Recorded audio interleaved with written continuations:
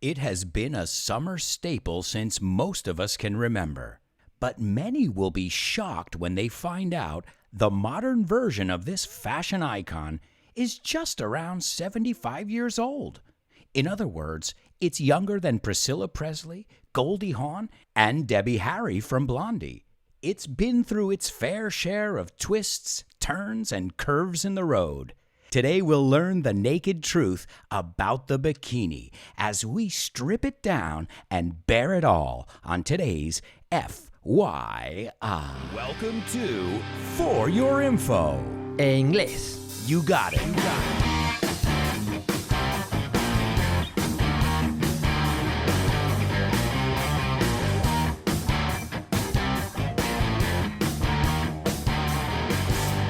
Hello. Welcome, everyone. Welcome to this episode of FYI, where we're going to look at the bikini. That's right, folks. I'm excited because, well, this is something we've all grown up seeing throughout our life. Anyone who's ever been to a beach or a lake has seen a bikini. I mean, we even see them in the windows when we go shopping. That's right, the word window is escaparate in Spanish. Well, as always, I like to take a look at the intro because I always put some words in there that I can teach you as we kick off the episode. To kick off is arrancar. I said it's been a summer staple.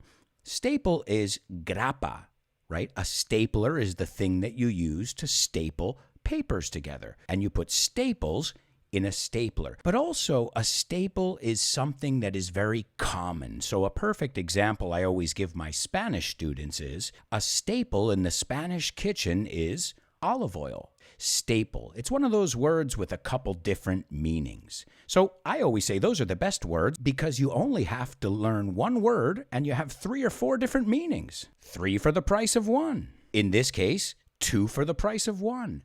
So it's been a summer staple since most of us can remember. But many will be shocked. If you're shocked, you're surprised when they find out. To find out is enterarse. How did you find out? ¿Cómo te enteraste? This is a very, very common phrasal verb that we use all the time in English. So make sure you use it frequently. Many of us will be shocked when we find out that the modern version of this fashion icon, remember, you know the word icono, right? We say icon. This fashion icon, it's only 75 years old. Barely 75 years old. Apenas 75 años. Then I said, in other words, en otras palabras, por decirlo de otra manera, it's younger than Priscilla Presley, Goldie Hawn, and Debbie Harry, who are all over 75 years old. Then I said, it's been through, ha atravesado, ha pasado, it has been through. I've been through a difficult time, he pasado un momento difícil. So it's been through its fair share. I think you say su turno. Its fair share of twists, turns, and curves in the road. So twists and turns are giros, really. And curves, well, obviously, una curva. And I was playing with words there. Obviously, when we talk about a bikini, we talk about curves as well, the curves of the body. But I was referring to the curves in the road. Then I said, today we'll learn the naked truth. Now, the naked truth is the real truth. We say the naked truth, and I use that word on purpose too, because naked is desnudo. And I said, we will strip it down. Now, to strip something down is to take all the layers off. Todas las capas las quitamos. We strip it down. Great word. In fact, you know it from striptease, right? To strip is to get naked, and to tease is, I think, what you would say, vacilar. So it makes sense, that word striptease. And what does a stripper do? They strip, or they strip down. So I use these words on purpose. We strip it down and bare it all. And to bare it all means another way to say to show everything or to tell everything about it, to bare it all. All right, so some good vocabulary that we kicked off with already. So let's look at the bikini and how it got its name, because it's a kind of a cool name, Bikini. It's a name that's kind of fun to say. Bikini, bikini. It actually has something to do with the hydrogen bomb. Let's look at that word bomb, la bomba, right? It's the bomb. Lo usamos más en ese uso que bomba atómica. But the B at the end is silent. La B es muda. So bomb. I always tell students, remember this. My mom is the bomb. Mi madre es la bomba. What? Hydrogen bombs? Bikinis? Yeah. Well, this French car engineer named Louis Réard. Now, if I have any French listeners, I apologize right now for that pronunciation. Louis Réard, well, he decided that, he wanted to give his new invention a cool name. And so he opened up the newspaper and he took a look at the current events, actualidad. And this was in May 1946. And he came across something. Now, to come across is to find something without trying to find it, no? Encontrar sin querer. He came across the article that said that they were doing testing of hydrogen bombs in an island called Bikini Atoll. And he said, that's a cool name, Bikini. And so he said, wait, that's explosive. I want my new invention to be explosive, because he had an idea for this garment. And it's funny because we say necessity is the mother of all invention in English. And that means until you need something, you don't invent it. So most inventions come from necessity. And, well, since the war was going on, there was rationing. And you could only use certain amounts of material. So they had to use less fabric, tela, when they were making garments. A garment is any type or piece of clothing. So he said, what would be a good name? What would be an explosive name? I want this invention to blow up. And to blow up means to be very popular. And, well, that happened. In fact, it was more popular than the hydrogen bomb in the end and the island where they were testing it. Because when you think of the word bikini now, you don't think of an island. You think of this swimsuit that was created by him. And as I said, with the rationing, well, they didn't have a lot of fabric, so he had to be creative. And he thought, all right, well, this is what we're going to do. We're going to do this two-piece thing. And guess what? It blew up. Pun intended. Now, when we talk about the modern bikini, we're talking about our friend Louis Réard. But that's the modern bikini. In fact, there are images of women wearing two-piece bathing suits as early as the 1930s. And if we rewind all the way back, the bikini predates him by over 1,700 years. That's right, because the oldest documented images of the swimsuit come from way before his time. As far as we know, the first depiction of a two-piece bathing suit comes from a Roman mosaic. It's 1,700 years old, so this guy didn't invent the bikini, he just kind of popularized it, I guess. But if you want to see this image, it's called Chamber of the 10 Maidens.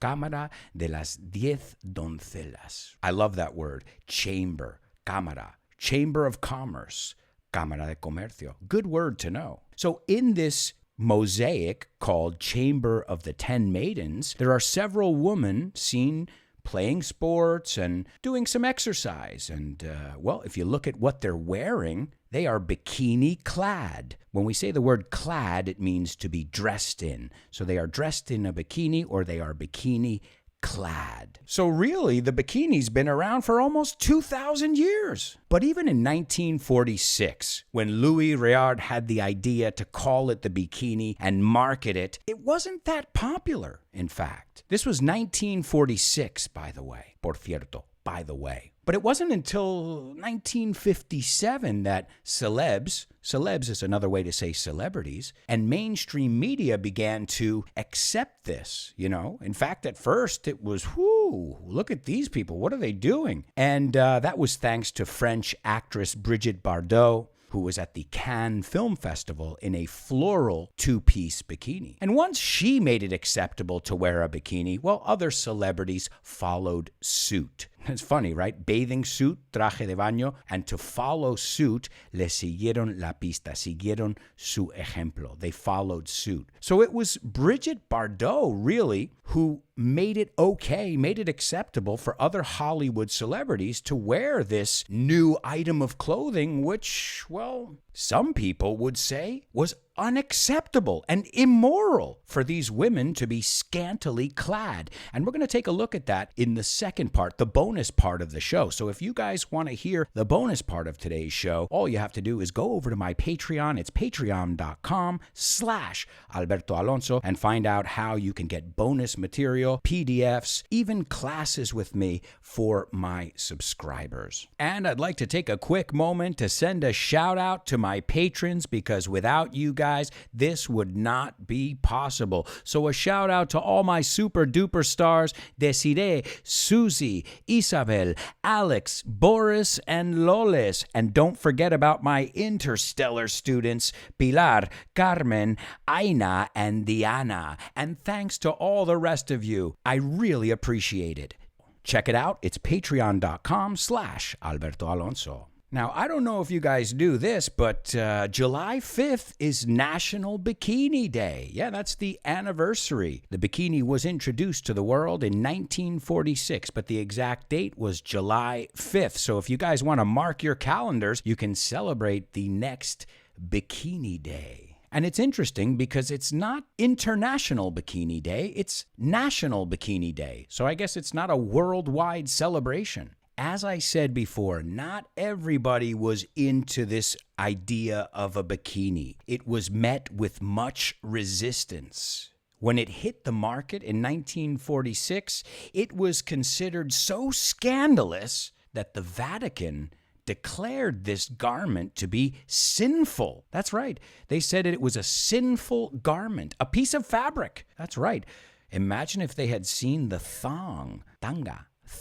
Oh my God. Playboy didn't have a woman on the cover of their magazine in a bikini until July 1962. So as you can see, it took a while to catch on. And even today, it is illegal to wear a bikini in some places. And we're going to look at that in the second part, the bonus part of today's show. We're going to look at where it's illegal to still wear a bikini. We're also going to look at some vocabulary, because the British say bañador one way, Americans say it another way, and well, maybe we can find a universal way to say it. We're also going to look at the most expensive bikini out there. And as you can imagine, it's made with diamonds. That's right, diamonds. Let's look at the pronunciation. It's not diamonds, it's diamonds. We don't pronounce the A, diamonds. So we're going to look at the most expensive or costly bikini ever made. And lastly, now there are many bikini models. In fact, there are bikini models all over Instagram. But when this garment first came out, nobody wanted to model these clothes. They were, as I said, considered immoral, sinful by the Vatican. We're going to find out who the first bikini model was and why she wasn't even really a model. We're going to look at all that and much more in the bonus part of today's show. So if you want to join us, go over to patreon.com/Alberto Alonso and you can get the bonus audio. You can also get access to PDFs, review classes, and so much more. Find out more at patreon.com/Alberto Alonso. Before we hit the road, I want to tell you another thing that popularized the bikini. We already said Brigitte Bardot paved the way, allanó el camino, for other celebrities when she wore it at the Cannes Film Festival. Oh, there's a good one. Wear, wore, worn. It's an irregular verb. Every day I wear a bikini. Yesterday I wore a bikini. And lately I've worn bikinis. Not true, but I just wanted to show you guys that it was an irregular verb. Wear, wore, worn. So another thing that contributed to the popularity of the bikini was a song. Well, we all know how powerful music can be, right? Well, this is a great song, and if you guys can sing it, I gotta say, it's kind of a tongue twister. Es un poco trabalenguas. Let me teach it to you, and then we can sing it together. We just looked at the conjugation, she wore, ella llevaba. By the way, the word wore, llevar puesto en pasado, sounds exactly like the word war, guerra. So you could remember this sentence. They wore helmets in the war. Llevaban cascos en la guerra. It's a good way to remember the pronunciation. So this song is a song by Brian Hyland, and it is so catchy, but it's hard to sing, so I'm going to teach it to you. It goes like this. She wore an itsy bitsy teeny weeny yellow polka dot bikini that she wore for the first time today. All right, so let's rewind a little bit.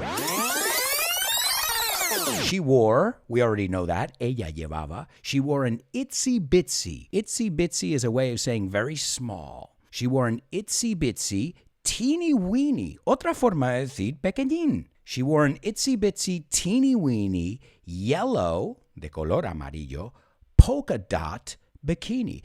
Now, polka dot is de lunares. So, now that you learned it, let's go slowly and then we'll do it all together. She wore an itsy bitsy teeny weeny yellow polka dot bikini.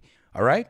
Are you ready? So you guys do it with me. She wore an itsy bitsy teeny weeny yellow polka dot bikini that she wore for the first time today. All right, well, guys, we've got to get going. But if you want to join us for the bonus part of the show, we'd love to see you there. Until next time, it's been great having you here on FYI.